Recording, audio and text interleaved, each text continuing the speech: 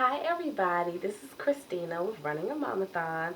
I wanted to come on today to address an issue that a friend of mine and I were talking about a couple of weeks ago, and she asked me to do a blog or a vlog about this issue.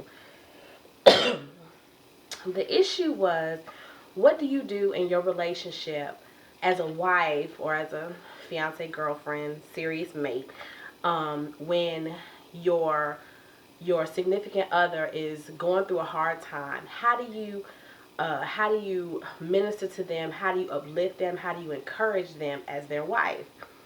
And this is definitely something that we're all going through. As they say, you're either coming out of a storm or you're going into one or you're in one.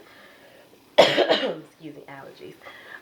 But in times like these, we definitely need to have a strategy about what we're going to do as wives. We don't need to just let these times come and float by or float along. Instead, we need to say, you know what, when the time comes, this is what I'm going to do because I care that much about that person that I'm going to walk these steps out to do the best I can in my relationship.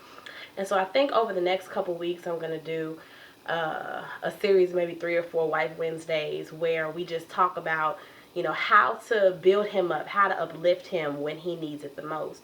And my husband, he's a business owner, he's a pastor, he's a concrete center of his family in a lot of ways, a very strong pillar in his family. And so usually when there's a lot of issues and things going on, they call him, because he gives out great advice. He's wonderful. He's a pastor, so he has, issues dealing with church. And, a lot of times he just has a lot on his plate. He's busy, busy man. And so what do you do sometimes when your husband is burdened down with something? How do you uplift him? Well, the first thing that I would like to dictate as a good thing to do for a Christian wife will be, number one, to analyze what your statements are. As a wife, the power of life and death is in your tongue, but also the power of peace versus chaos is also in your tongue. And if you don't analyze whether your statements are bringing peace or bringing chaos, then you're not living as God has called you to live. Many of us are, saying certain things, doing certain things, and we're not looking at ourselves and say, you know what, I need to change this. I need to adjust how I'm talking to my husband. There has never been a single time where I've called up a friend and talked about my husband in a manner that is disrespectful.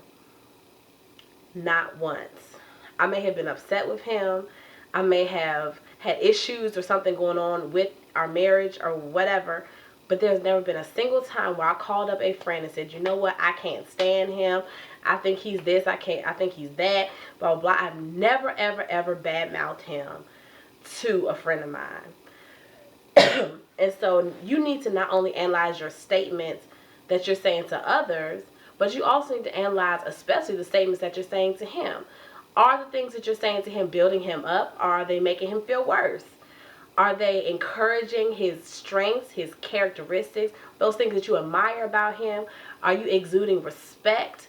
Are you showing him that you appreciate who he is, even if he's not always perfect, just like you aren't? Are you showing him that you respect him, that you honor his decisions? Even when when he feels down, he's quiet. He might not always want to, talk about it. Just like we don't always want to talk about it. He may not want to talk about it either. But you need to look at what you're doing as a mate and analyze whether or not that's something that's building up your home or if it's tearing it down. Too many times we say things in anger. We get frustrated with him because he's not acting like he normally acts. We get frustrated because we're dealing with things and we don't want to have to deal with his things and our things and everybody's things. Okay, but sometimes we have to take the Bible's word where it says that we have to think of others greater than ourselves. There have been times when I had a hard day at home with the kids. My husband comes in and he's discouraged. All that stuff that I had to deal with that day needs to go to the wayside at the moment because he needs me. And I have to use my statements to build him up. Even if he may not be the happiest, he may be a little upset or angry about something that has nothing to do with me. But if he comes home with that, then how do you use your statements even when you're upset with him, even when he's frustrating you or you don't know what's going on, and he's responding to you in a way that that's not favorable. How do you handle that? Use your statements. There have been times where he comes in and he says, where's the place? Where's this? Where's that? I said, baby, why don't you have a seat and have a sit down? Let me get your plate for you. Do you want something to drink? You want hot sauce on your chicken? Whatever it might be that he wants. I almost sound like his paid somebody to get stuff for him. I sound courteous. I try and sound respectful. I try and sound understanding. If he wants a back rub, I'll rub his back. Even if he doesn't sound like he's appreciating me at the moment, in turn and over time, he comes back and says, you know what? I'm sorry. I shouldn't have acted like that. Instead, this is how I should have acted. Thank you for being who you were in that situation. So first of all, over the series of these next couple of weeks, the first thing that you need to analyze in your relationship is your statements. Are your statements encouraging your man, or are they discouraging him? Are you uplifting him when you talk to him, or are you letting him down? Are you talking good about him to other people, or are you belittling him? The truth is that because power of life and death is in our tongue, what we speak out goes out into, I don't want to say the universe, but the air around us, okay? So as you speak, so as you are in your heart. So if you don't respect him when you talk about him, do you really respect him? Do you really honor him as the man in your life, as the person that's the most significant to you? Are your statements building up your man, or are they discouraging him? And you need to analyze that. If your speech is not seasoning, is not giving grace to the person that hears it, i.e. your husband, your fiance, if it's not giving grace, if it's not ministering to him, then you need to check yourself. And you need to ask yourself, what do I need to do differently to change, okay? So next week, we're going to talk about the next aspect on uplifting your husband. I hope you guys like this.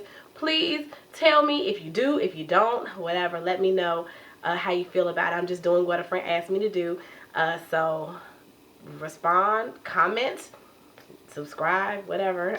But you guys be blessed. Take care. We are running a Momathon.